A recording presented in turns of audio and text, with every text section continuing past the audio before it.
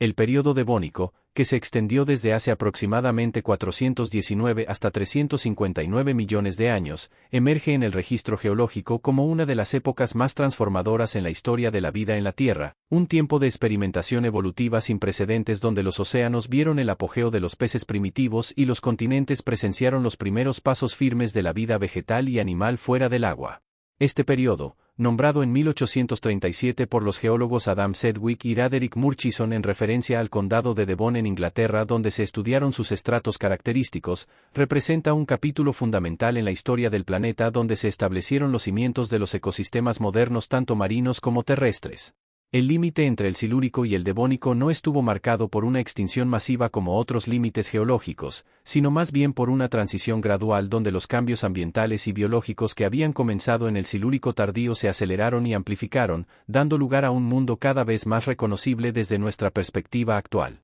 El mundo devónico presentaba una configuración continental muy diferente a la actual, con los continentes del hemisferio sur agrupados en el supercontinente Gondwana que abarcaba desde el Ecuador hasta el Polo Sur, mientras que en el hemisferio norte comenzaba a formarse el continente de Euramérica por la colisión entre Laurentia, lo que sería Norteamérica, y Báltica, parte de la actual Europa. Este proceso de colisión continental, conocido como la orogenia caledoniana, elevó cadenas montañosas cuyos vestigios erosionados pueden encontrarse hoy en lugares como los Apalaches en Norteamérica y las montañas de Noruega y Escocia en Europa, mientras que entre los continentes que se aproximaban se extendía un océano Paleotetis en proceso de cierre que albergaba algunos de los ecosistemas marinos más ricos del período. El clima global durante el Devónico era generalmente cálido y estable, sin evidencias de glaciaciones importantes excepto hacia el final del período, con temperaturas medias probablemente varios grados más altas que las actuales y niveles de dióxido de carbono atmosférico que podrían haber sido hasta 10 veces superiores a los preindustriales, creando condiciones de efecto invernadero que favorecieron la expansión de la vida vegetal en los continentes y la proliferación de arrecifes en los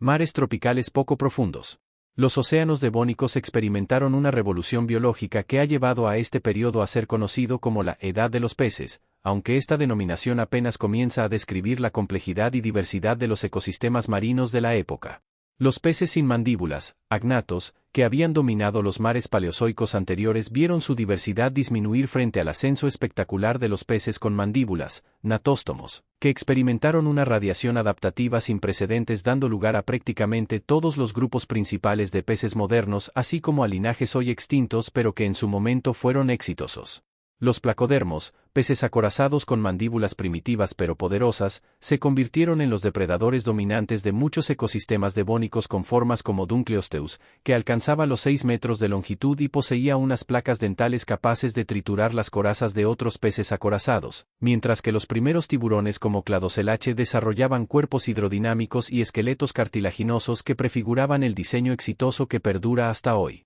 Simultáneamente, los peces óseos comenzaron a diversificarse en dos linajes principales, los actinopterigios, peces de aletas radiadas, que eventualmente llegarían a dominar los ecosistemas acuáticos modernos, y los arcopterigios, peces de aletas lobuladas, entre los cuales se encontraban los ancestros de todos los vertebrados terrestres. Fue precisamente durante el Devónico medio y tardío que algunos de estos arcopterigios como Tiktaalik y Eustenopteron desarrollaron adaptaciones cruciales para la vida en aguas poco profundas y pantanosas, aletas robustas con huesos precursores de las extremidades terrestres, pulmones primitivos para respirar aire y modificaciones en la estructura del cráneo que permitían levantar la cabeza fuera del agua, preparando el escenario para la transición evolutiva más trascendental del período. La conquista de la tierra firme por los vertebrados. Los arrecifes devónicos alcanzaron una complejidad y extensión que no se volvería a ver hasta la aparición de los arrecifes de coral modernos en el Mesozoico, formando estructuras masivas que en algunos casos superaban los 100 metros de espesor y se extendían por cientos de kilómetros a lo largo de las plataformas continentales tropicales.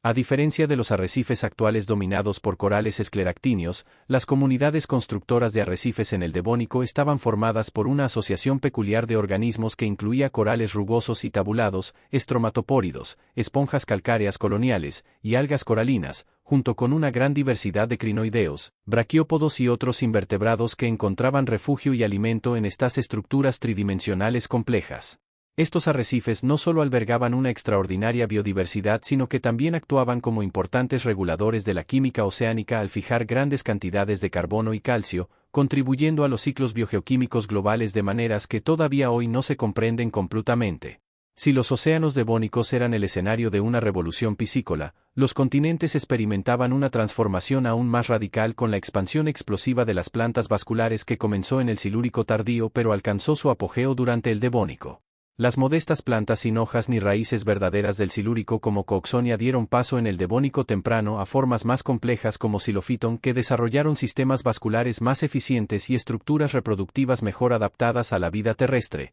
mientras que hacia el Devónico medio aparecieron los primeros árboles verdaderos como Archaeopteris, un progimnosperma que podía alcanzar los 20 metros de altura y formaba los primeros bosques primitivos. Esta explosión de vegetación terrestre tuvo consecuencias profundas para todo el planeta. Las raíces de estas plantas aceleraron los procesos de meteorización de las rocas, alterando los ciclos geoquímicos globales y reduciendo gradualmente los niveles de dióxido de carbono atmosférico, mientras que la acumulación de materia orgánica muerta en los suelos creó los primeros depósitos de turba que eventualmente se convertirían en yacimientos de carbón. La colonización vegetal de los continentes creó un nuevo mundo de oportunidades ecológicas que no pasó desapercibido para los animales, y fue durante el Devónico que los artrópodos terrestres experimentaron su primera gran radiación adaptativa. Los ancestros de los insectos modernos, representados por formas primitivas como Rhyniognata del yacimiento escocés de Rhynichert, desarrollaron alas y comenzaron a explorar el vuelo como estrategia de dispersión, mientras que otros artrópodos como los arácnidos y los miriápodos diversificaron sus formas y estrategias de alimentación en estos nuevos ecosistemas terrestres.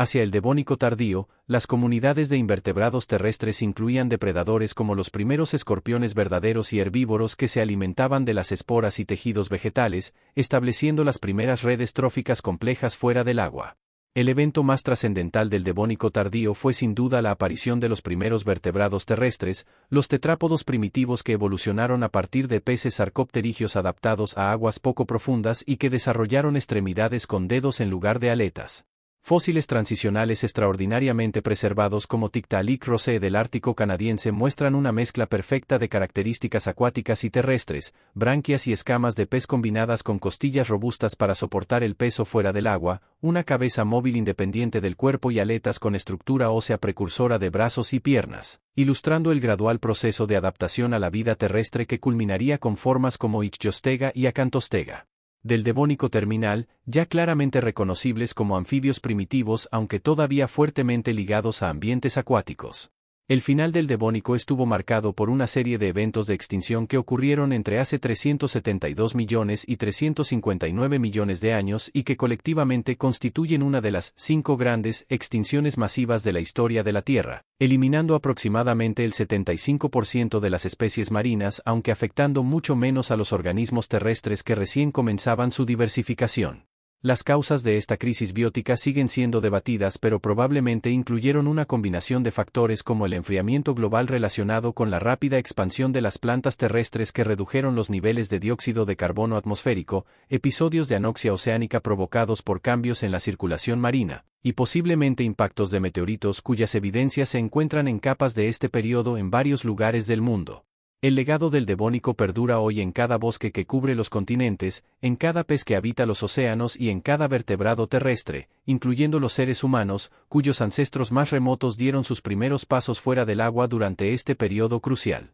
El estudio de sus rocas y fósiles no solo nos permite reconstruir un capítulo fascinante de la historia de la vida, sino que también ilumina los complejos procesos mediante los cuales nuestro planeta ha ido transformándose a lo largo de escalas temporales geológicas, mostrando cómo la interacción entre geosfera, hidrosfera, atmósfera y biosfera ha dado forma al mundo que conocemos hoy.